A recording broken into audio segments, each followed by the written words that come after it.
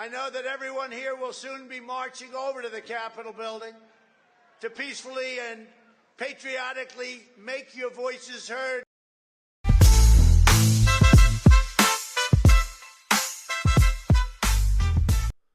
Hello, welcome to a new edition of the Right Wing Populist Podcast. I am the Right Wing Populist. So as you just heard, that was Trump, a little bit of a snippet of Trump giving his speech at the Ellipse on January 6th. And you may be asking yourself, why, Chris, are you playing a clip from Trump from January 6th? Well, dummy, obviously you haven't looked at the title of this episode for today because we're talking about Jack Smith, that fraud, that hack. He was the special prosecutor who went after Trump over the January 6th case and the Mar-a-Lago documents case. And ultimately, he was not successful in prosecuting the president, mostly because Trump won the election, which Jack Smith was trying to prevent, obviously. But Jack Smith recently gave testimony a few weeks ago, and the House committee released the testimony, I think, last week. They released the audio and the transcript. And Jack Smith said some revealing things that I think helps prove that this guy was a political actor. He was a hack. And I want to break it all down. But before we get into it, I need you to do something for me, folks. I need you to subscribe. Whether you're subscribing on YouTube, Apple Podcasts, Spotify, wherever you're subscribing, I would greatly appreciate it. And if you are listening on the YouTubes, like and comment. It helps a lot with the algorithm. The traction in the last couple of months has been great, so let's keep it going. So, yes, the reason why I played the clip at the beginning of Trump talking at the Ellipse is because, as you heard in that tiny clip, Trump tells his supporters to go to the Capitol to protest peacefully and patriotically. And the reason why I played this clip is because one of the things Jack Smith was asked about when he testified to the House committee was if he had any proof that Trump actually wanted people to break into the Capitol, essentially. And Jack Smith, he gave a very weaselly answer. I'm going to play it for you to listen to, and I'm going to break it down why this is a sign that Jack Smith is a bad faith actor. So did you develop evidence that President Trump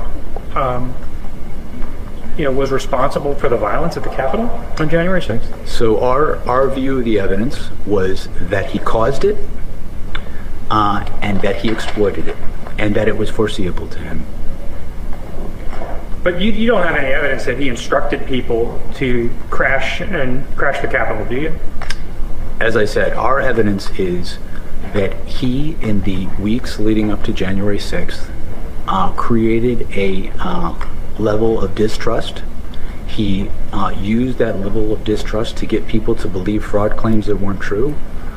He made false statements to state legislatures, to his supporters, in all sorts of contexts, and was aware in the days leading up to January 6th that his supporters were angry when he invited them, and then he directed them to the Capitol. So as you heard in this clip, Jack Smith, that fraud, the guy who looks like a crackhead, he is asked directly if he has evidence that Trump wanted people to go into the Capitol, if he was directing people to go into the Capitol. And Jack Smith, he's very weaselly about it. He doesn't say yes or no exactly. What he says is that according to his people and him, he believes Trump caused the riot, and he used the riot or the insurrection, whatever word you want to use. He used the events of January 6th as a way to try to put pressure on public officials to contest the election results through Congress. Now, number one, that's very weaselly because he's not actually answering the question directly. Because you could think Trump caused the riot, but not think that there's evidence that Trump actually wanted people to go into the Capitol, right? Meaning you can incidentally incite something to happen even if you didn't want it to happen. Jack Smith's being very weaselly about it. And the second reason why he's being weaselly about it is he did not actually charge Trump with incitement. That's an actual charge in the federal criminal code, and he didn't charge Trump with incitement. And the reason why he didn't charge Trump with incitement is because of the first clip I played at the beginning of this podcast. Trump specifically told his supporters to protest peacefully and patriotically. He never once made direct calls for violence, which is the standard for incitement. The closest you could get to that through anything Trump said, at least during his speech on January 6th, was he did say that you have to fight like hell for your country. Now, the word fight is actually a very common phrase used in political rhetoric. You could give you hundreds of examples of politicians, including other presidents, using the word fight. That's almost always used in a metaphorical sense, not a literal sense. And given the context of Trump specifically telling his supporters to go to the Capitol to protest peacefully, obviously it was not a serious call for violence. And you want to remember, folks, what was the whole reason Trump was giving a speech at the Ellipse on January 6th was because January 6th is the day that Congress certifies the presidential election results. But there is an actual process to contesting those very results in Congress itself. You know, senators can object, congressmen can object. There's an actual process to contesting election results in Congress, presidential results.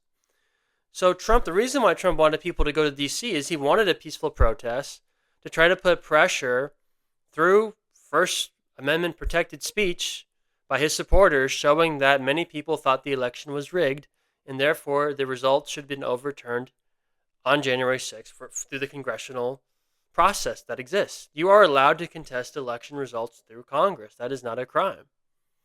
So to the extent Trump was putting pressure on these congressmen and women, it's like he has every right to do that. There's a mechanism through Congress to contest election results. And this sort of gets to the second thing that he said that was so disgusting that during this testimony.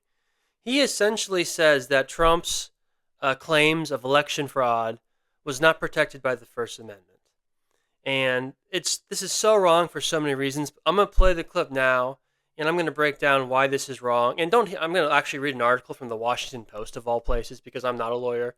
But the article breaks down pretty clearly why what Jack Smith says here is so dangerous. So let's play the clip of Jack Smith totally destroying the First Amendment. It's just disgusting. And then we'll break down why it's so bad. As I sit here right now, I can't remember specific conversations. I do remember that we knew that a sort of First Amendment defense would be part of the case. And I think when I mentioned to you earlier about how to frame the case, we wanted to make clear that this was not about trying to interfere with anyone's First Amendment rights, that this was a fraud. And as you know, under Supreme Court precedent, fraud is not protected by the First Amendment. And so in my mind, it was important to make that clear in the indictment. And that's why when we litigated this issue before the district court, we prevailed. But the president's statements that he believed the election was rife with fraud, those certainly are statements that are protected by the First Amendment, correct? Absolutely not if they are made to target a lawful government function and they are made with knowing falsity. No, they're not. That was my point about fraud not being protected by the First Amendment. I mean, there's a long list of disputed elections. I mean, the election of 1800, 1960, year 2000, where candidates believe they were wronged by because they lost. And there's a long history of candidates speaking out about they believe there's been fraud, there's been other problems with the integrity of the election process. And I think you would agree that those types of statements are sort of at the core of the First Amendment rights of a presidential candidate, right? There is no historical analog for what President Trump did in this case. As we said in the indictment, he was free to say that he thought he won the election. He was even free to say falsely that he won the election. But what he was not free to do was violate federal law and use knowingly false statements about election fraud to target a lawful government function. That he was not allowed to do. And that differentiates this case from any past history. Okay, number one, Jack Smith, he keeps saying that Trump said knowingly false statements. But let's be very clear about this. He has no direct evidence that Trump, quote unquote, knew he was lying or knew he was saying stuff that was knowably false. Okay. He has evidence of people telling Trump that they disagreed with him or telling Trump that Trump was wrong. But he has no evidence of Trump ever acknowledging that he was being disingenuous. He has no direct confession. He has just like at best circumstantial evidence. And by the way, Jack Smith ignores the fact that Trump had other lawyers telling him that the election was rigged. Okay, so he's not a good faith actor. And let's get into this First Amendment. I'm actually going to read you an article from the Washington Post from the editorial board. And the Washington Post is not a pro-Trump outlet by any means. But they sort of broke down why this theory of Jack Smith regarding free speech in the First Amendment is so terrible. So I'm going to read you most of the article, and it does, like I said, does a pretty good job breaking it down, so let's get into it. Quote, the House Judiciary Committee privately interviewed former special counsel Jack Smith last month and published the transcript last week. The good news is that the exchange was mostly substantive and respectful. The bad news is that Smith is still clinging to a flawed legal theory. They are worth highlighting because even well-intended prosecutors can do damage when they lose sight of constitutional limits. Smith's August 2023 Trump indictment focused on Trump's repeated claims that the 2020 election was stolen in the run-up of the Capitol riot on January 6, 2021. Put simply, the indictment accused Trump of lying so that he could commit election criminal fraud. The committee's Republican majority, led by Chairman Jim Jordan, pressed Smith on whether that theory of the case was constitutional. Wouldn't Trump's statements be prosecuted by the First Amendment or be protected by the First Amendment? Smith replied, absolutely not. If they are made to target a lawful government function, they are made with knowingly falsity, then no, they are not. That was my point about fraud not being protected by the First Amendment. That's a bold claim by the prosecutor. Political speech, including speech about elections, no matter how odious, is strongly protected by the First Amendment. It's not unusual for politicians to take factual liberties. The main check on such misdirection is public scrutiny, not criminal prosecution. Of course, fraud is a crime, but that almost always involves dissembling for money, not political advantage. Smith's attempt to distinguish speech that targets a lawful government function doesn't work. Most political speech is aimed at infatuating government functions. Smith might think his First Amendment exception applies only to brazen and destructive falsehoods like the ones Trump told after losing the 2020 election. But once an exception is created to the First Amendment, it will inevitably be exploited by prosecutors with different priorities. Imagine what kind of oppositional speech the Trump Justice Department would claim belong in Smith's unprotected category. Smith also said he makes no apologies for the gag order he tried to impose on Trump during the prosecution. The decision to criminally charge a leading presidential candidate meant the charges would feature in the 2024 campaign.